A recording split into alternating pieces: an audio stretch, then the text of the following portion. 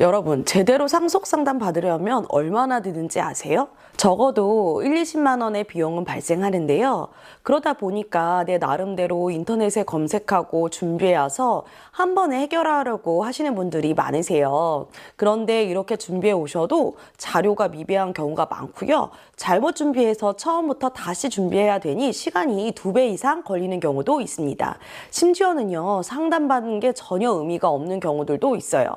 그래서 여러분들이 이런 일이 없으시도록 오늘은 상속소송을 위한 상담받기 전에 반드시 준비해야 되는 것들, 그리고 어떤 경우에 상속 상담을 안 받아도 되는지에 대해서 알려드릴게요. 그러니까 상속소송 생각하신다면 오늘 내용 꼭 확인하셔서 시간과 돈을 아끼시기 바라겠습니다. 안녕하세요. 여러분의 재산지킴이 상속전문 변호사 최선혜입니다. 변호사님, 상속 소송을 생각하시는 분들은 미리 상담을 받고 상속을 결정하시잖아요. 그죠? 그러면 어떤 서류들을 좀 준비하면 좋을까요? 많은 분들이 상담 예약을 잡으시면 일단 인터넷을 검색하셔서 가족관계증명서, 재적등본, 등기부등본, 계좌내역 등 여러 서류들을 파일에 정리해서 들고 오시는 분들이 요즘 정말 많으시더라고요.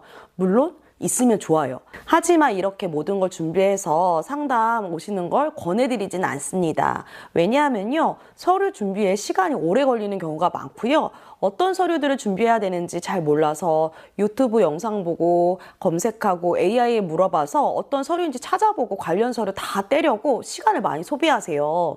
그런데 상속사건은 시간 싸움인 경우가 정말 많습니다. 유류분 청구는 제척기간이 있고 한정승인 상속포기는 상속 개시를 안 날로부터 3개월 안에 해야 되거든요. 상속재산 분할 협의가 깨지면 가처분이 급해질 때도 있어요. 서류 준비가 오래 걸릴 것 같다 싶으면 일단 상담부터 받으시고 변호사가 알려주는 것만 정확하게 준비하시는 것이 훨씬 효율적입니다. 그리고 선임까지 해야 되는 상황이라면 변호사 사무실에서 필요 서류는 물론 어디서 발급해야 되는지 다 알려드리거든요. 그러니 상담 받은 후에 서류를 준비하는 것이 시간이 절약되는 거죠. 그리고 서류도 잘못 준비해 오시는 경우가 많아요. 피상속인 기준이 아니라 본인 기준으로 서류를 떼오시거나 필요 없는 부동산 등기부 등본을 산더미처럼 떼오시거나 정작 핵심이 되는 증여통장 내역은 빼놓고 오시는 시기예요. 이렇게 되면 상담 시간의 절반이 이건 다시 떼오셔야 합니다. 이건 필요 없습니다. 이런 안내가 갈 수밖에 없어요. 그리고 서류를 다시 준비할 것도 상당히 많아서 결과적으로 서류 준비하는 시간도 이중으로 드는 경우가 많아요. 그럼 어떤 걸 준비해 가야 하실까요? 서류 대신 사실관계를 머릿속에 정리해 오시는 것이 중요해요. 가족관계, 현재 누구와 어떤 갈등이 있는지, 왜 재산분할 협의가 되지 않는지, 현재 남은 상속재산은 어느 정도 되는지 등 갈등의 요소를 정리해 오셔서 상담받는 게 중요합니다. 이런 부분들을 변호사가 상담 중에 직접 듣고 어떤 증거가 필요한지 알려드리거든요. 가계도도 열심히 그려오시더라고요. 그런데 변호사가 그리는 데는 설명 들으면서 1분도 걸리지 않으니까 의뢰인이 이걸 미리 그려오실 필요는 없는 것 같아요. 그리고 다음 4가지는 정확한 증거가 아직 준비되지 않았더라도 내용을 대략적으로 파악해 가시면 좀 더 정확한 상담을 받으실 수 있는데요. 첫 번째는요, 어떤 상속 재산이 있는지입니다. 부동산, 예금, 주식, 사업체 지분, 보험 등 대략적인 목록과 규모를 파악해 가시는 거죠. 두 번째는요, 본인이 재산 형성에 유지, 어떻게 기여했는지, 이게 정말 중요해요. 이게 기여분의 핵심이거든요. 부모님 사업을 함께 운영하셨는지, 장기간 간병을 도맡으셨는지, 부동산 매입 자금을 보태셨는지, 그리고 어떤 시기에 어떤 방식으로 이렇게 행위를 했는지를 떠올려 오시면 가장 좋아요. 세 번째는요, 다른 상속인이 생전에 증여받은 사실이 있는지, 이게 특별수익이라는 건데요. 누구한테 언제 얼마 정도 어떤 형태로, 그러니까 현금인지 부동산인지 사업자금 있는지 이거를 떠올려 보시면 좋습니다. 네 번째는요, 위에 대한 제가 설명했던 3가지 내용에 대한 증거가 있는지 없는지가 중요해요. 통장 사본이 있다, 등기부에 흔적이 남아있다, 당시 문자나 카톡이 남아있다는 식으로 정리해 오시면 됩니다.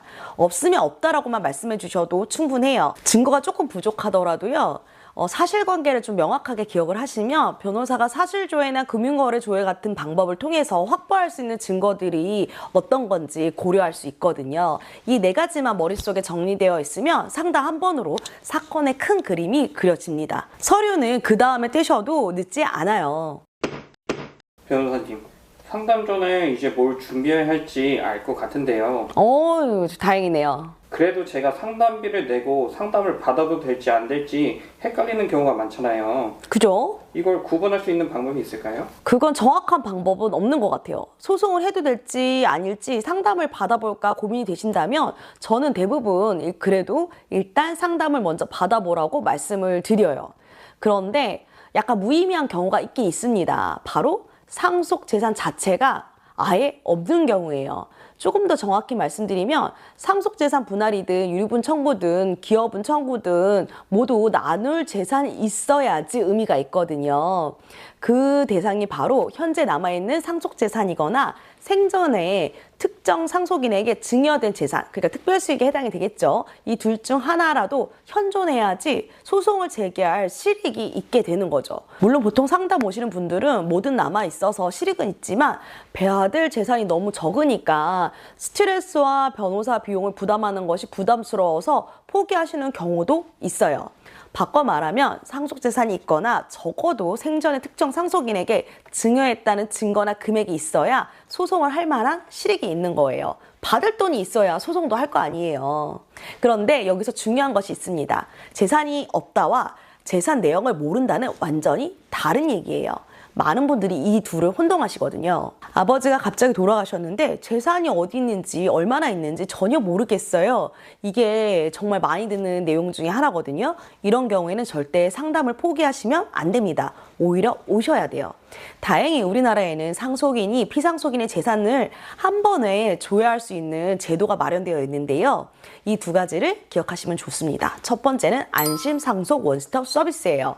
행정안전부와 지자체가 운영하는 제도인데 주민센터나 정보시사를 통해서 한 번에 신청하시면 피상속인의 재산 정보를 통합해서 조회해 줍니다.